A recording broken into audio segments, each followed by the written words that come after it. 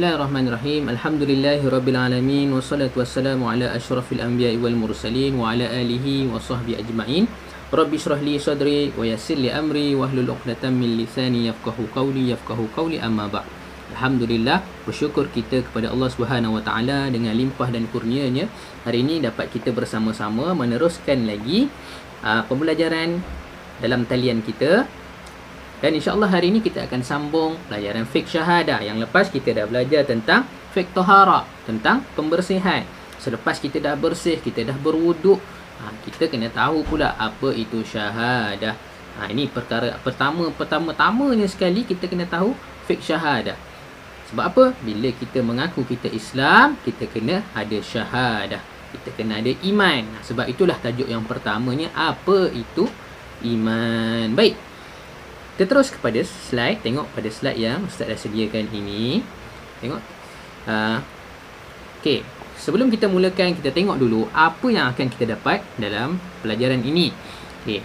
Kita akan sebut semula pengertian iman.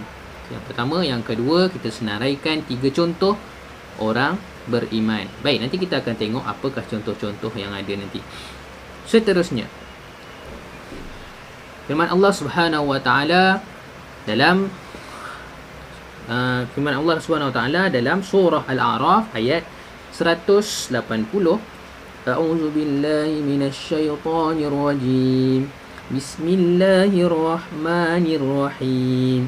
Walillahil asmaul husna fad'uuhu biha وَذَرُوا الَّذِينَ يُلْحِدُونَ فِي أَسْمَائِهِ سَيُجْزَوْنَ مَا كَانُوا يَعْمَلُونَ.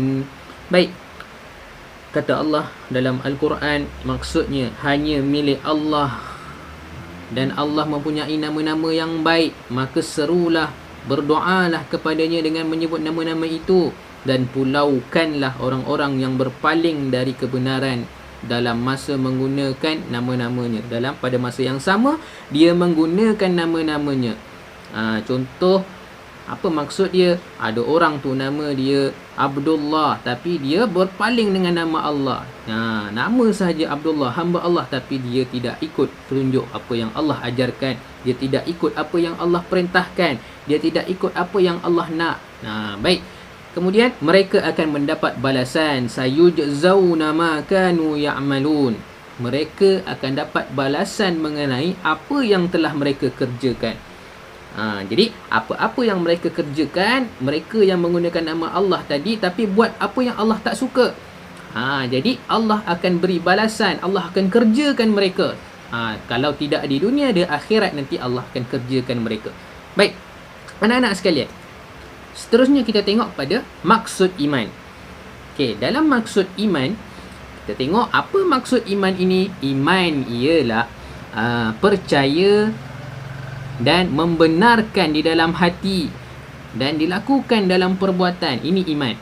Kamu benarkan dalam hati. Pertama-tamanya kamu kena benarkan dalam hati. Kemudian barulah kamu lakukan dengan perbuatan. Kalau hati kamu tak benarkan iman, maka perbuatan kamu tak akan jadi seperti orang beriman. Tapi sebaliknya, kalau kamu membenarkan iman di dalam hati, percaya di dalam hati, maka perbuatan kamu akan turut menjadi akhlak yang baik seperti mana iman itu ada. Bila faham? Bila kamu ada iman, kamu akan takut melakukan benda-benda yang Allah larang. Baik, seterusnya, itu adalah maksud iman. Kemudian kita tengok dalam rukun iman. Dalam tajuk ini, kalau nak ada iman, kamu kena tahu rukun iman.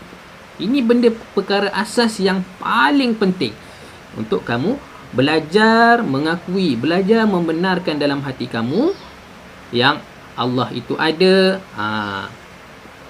Kemudian kita ada kitab, kita ada Rasul. Okey, baik, dekat dalam slide Ustaz ni, nombor dia agak terbalik sedikit. Sepatutnya nombor 6 itu duduk yang di atas sekali, iaitu beriman kepada Allah. Pertama-tama sekali beriman kepada Allah. Ada kesilapan teknikal sikit kat situ.